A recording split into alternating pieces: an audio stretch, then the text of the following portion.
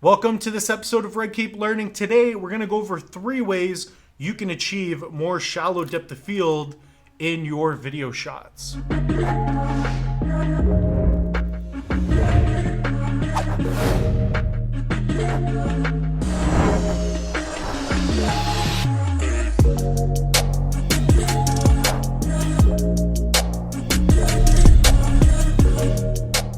Hey guys, Mitchell Bouchard here, and welcome to another episode of Red Cape Learning. I'm sure you may have seen it in the title, but what we're going to do is talk about 3 specific ways that you can acquire more shallow depth of field. Before we get into the 3 ways that you can acquire that creamy, nice shallow depth of field where you blur out the background, just like these shots right here, I just want to tell you to smash the like button. If you guys are looking to be educated on photo, video, and design, specifically filmmaking, we're going to be doing a ton of that here at Red Cape Learning. But also, if you just want to be a little entertained, then you can subscribe as well. It's going to be important to understand the differences between most zoom lenses and prime lenses. Now, right here in my hand, this is a very good option for acquiring shallow depth of field. We're going to get into the specific reasons, but first of all, this is a prime lens. Prime lenses tend to be sharper than zoom lenses because they have less elements in the lens. They're smaller typically, and they just have less glass, so they perform very well at their specific focal length. So for example, this is an 85mm contact Zeiss lens, and we're going to get into how this lens is going to be a very good option if you're trying to achieve shots like this. So step number 1, you want to open your aperture. I suggest something at least aperture 4.0 or even lower. Now this is known as f-stop or t-stop. T-stop's going to be a little bit different. That's going to be the light that is hitting your sensor, versus f-stop is just going to be the opening of your aperture. So those are going to be measured a little bit different. Let's focus on f-stop or aperture. Now this lens goes to an f2.8, which is really good. So as you can see, as I open up the aperture here,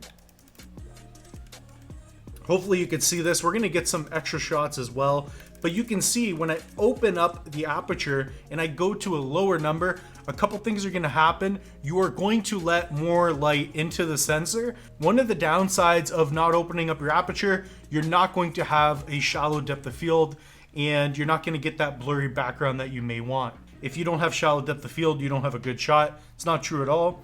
If there was somebody walking in the background and you wanted to see both of us at the same time, that could be your creative choice as well. So again, just opening up your aperture is going to help you a lot. Number 2, you want to choose a lens that has a higher focal length. I recommend at least 50mm or higher. The reason you want to do this is because the higher up in focal length you go, the easier it is to compress your shot, thus allowing more creative shallow depth of field. If you're taking a picture and you're using, for example, 135mm prime lens, and even if you're at an aperture that's higher than an f4, you're still going to get a lot of depth of field depending on your character's placement or what you are capturing. Now, if you equip an f2.8 on something like an 85, you are going to maximize and start to get into a lot of shallow depth of field. Now, number 3 is going to be separation. For example, if this table and I were 4 feet back and we were just a little bit away from the backdrop, it's going to be harder to create that depth. Now, if we were to move even closer and focus in on me, we would have that much more depth of field. A good movie and a good way to think about this is to watch The Revenant. Director Alejandro Inarritu, he shot a lot of his shots with wide angle lenses, which is very apparent because they were doing a lot of continuous shots, but they still had a lot of depth of field. Now, a lot of this was due to the fact that the camera was right there with the characters. So if you bring the camera in closer, physically moving closer, now when you focus on your subject, you are going to allow for more shallow depth of field. So even if you don't have an 85mm prime lens and you only have a wide angle shot, open up the aperture, try to add some separation with your character, or if you're filming yourself, try getting physically closer to the camera or bringing the camera closer to you.